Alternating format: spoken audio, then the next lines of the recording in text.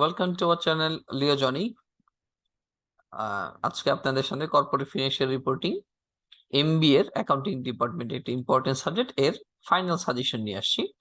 এই সাজেশনটি 2020 সালের যারা পরীক্ষার্থী মাস্টার্স যারা অ্যাকাউন্টিং ডিপার্টমেন্ট ফাইনাল পরীক্ষা দিচ্ছেন তাদের জন্য প্রযোজ্য আন্ডার ন্যাশনাল ইউনিভার্সিটি।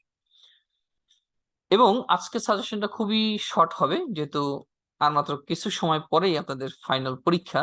আমার বিশ্বাস আপনারা আপনাদের সর্বশেষ প্রস্তুতি সম্পন্ন করেছেন।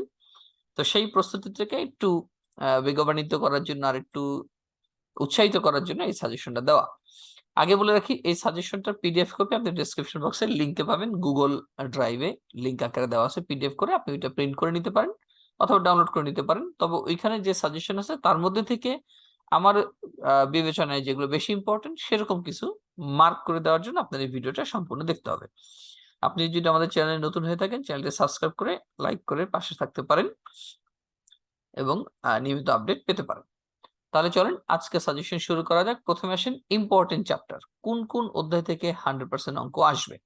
দেখেন আমাদের এই অধ্যায়ের 4টা অঙ্ক 4টা থিওরি থাকবে।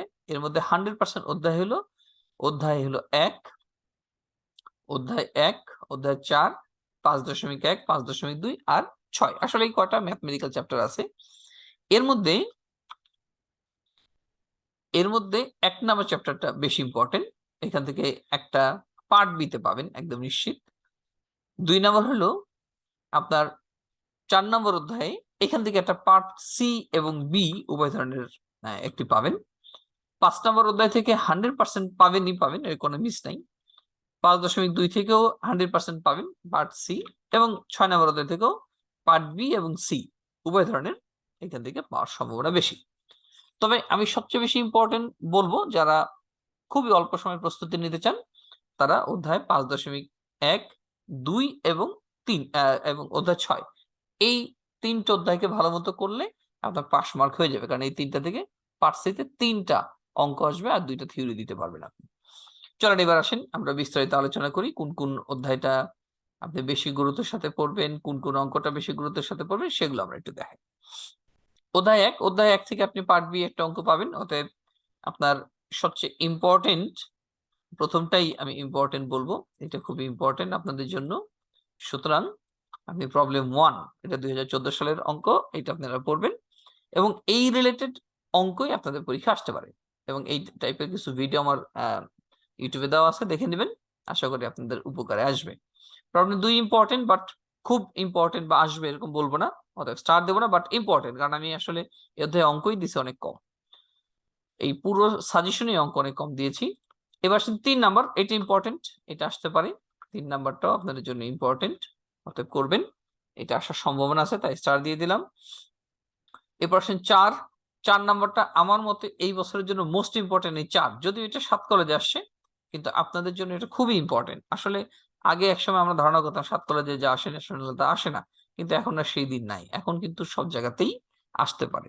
সো অঙ্কটা সলিউশনে দিয়ে দিলাম, সবগুলোই সলিউশন আপনারা পাবেন, আশা করি উপকারে আসবে। অধ্যায় 2, 3 এগুলো সম্পূর্ণ থিওরি। এগুলোর মধ্যে থেকে যেগুলো গুরুত্বপূর্ণ থিওরি আমি জাস্ট 2টা 3টা করে গুরুত্ব সহকারে পড়ার জন্য দিয়ে দিয়েছি, আশা করি পড়লে আপনাদের উপকারে আসবে। অধ্যায় 4, এখান থেকে 100% অঙ্ক আসবে, অতএব এটা 100% চ্যাপ্টার। এবং সবচেয়ে ইম্পর্টেন্ট অঙ্ক হলো প্রবলেম 1, খুবই খুবই খুবই ইম্পর্টেন্ট, 2016 সালে আসছে। তারপর এই রিলেটেড বা এই ধরনের অঙ্ক আপনাদের একটা সম্ভাবনা আছে পরীক্ষায় আসার মতো, অতএব এটাকে গুরুত্বের সাথে করবেন, সবচেয়ে গুরুত্বের সাথে করবেন।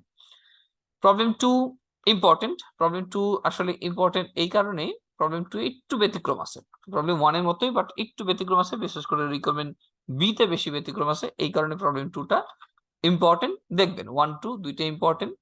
আবারও বলি, আমি আসলে কিন্তু আপনার সাজেশনে অঙ্ক দিয়েছি কম, সুতরাং খুব বেশি কমানোর সুযোগ আমার কাছে নাই।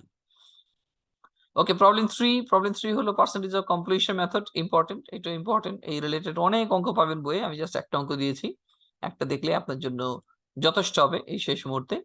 4 ইম্পর্টেন্ট, বাট তারা দেওয়ার মতো নয়, স্টার দেওয়ার মতো নয়, একবার জাস্ট চোখ বুলিয়ে যাবেন দেখার জন্য যে এই ধরনের অঙ্ক আসে। প্রবলেম 5 ইম্পর্টেন্ট, প্রবলেম 5টা আমি মনে করি মোস্ট ইম্পর্টেন্ট, এই বছর এই রিলেটেড অঙ্ক আসার সম্ভাবনা বেশি। তবে 1, 2 যেগুলো উপরে স্টার দিয়ে আসে ওগুলোও গুরুত্বের সাথে দেখবেন, যেটা বেশি ইম্পর্টেন্ট বলছে মানে যে শুধু এটাই দেখবেন তা না। 6 নম্বর অঙ্কটা ইম্পর্টেন্ট, জাস্ট দেখে যাবেন একবার দেখে যাওয়ার জন্য অঙ্কটা দেওয়া আছে। ওকে, এবার আসেন 5.1। আগে বলছিলাম 5.1 থেকে 100% অঙ্ক আসবে এবং এই অধ্যায়ে মোট 5টা অঙ্ক আমি দিয়েছি, 5টাই করতে হবে।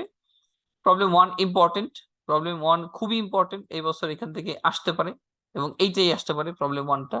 এই জন্য প্রবলেম 1টা সবচেয়ে গুরুত্বের সাথে দেখবেন। বাট এখানে 5টা আছে অঙ্ক, 5টাই করবেন, আগে বলে নিলাম। প্রবলেম 2 হয়তো হুবহু আসবে না, তবে এখানে কিছু ডিভিডেন্ড, প্রি অ্যান্ড পোস্ট ডিভিডেন্ডের ব্যাপার আছে, এইটা জানার জন্য প্রবলেম 2টা দিছি।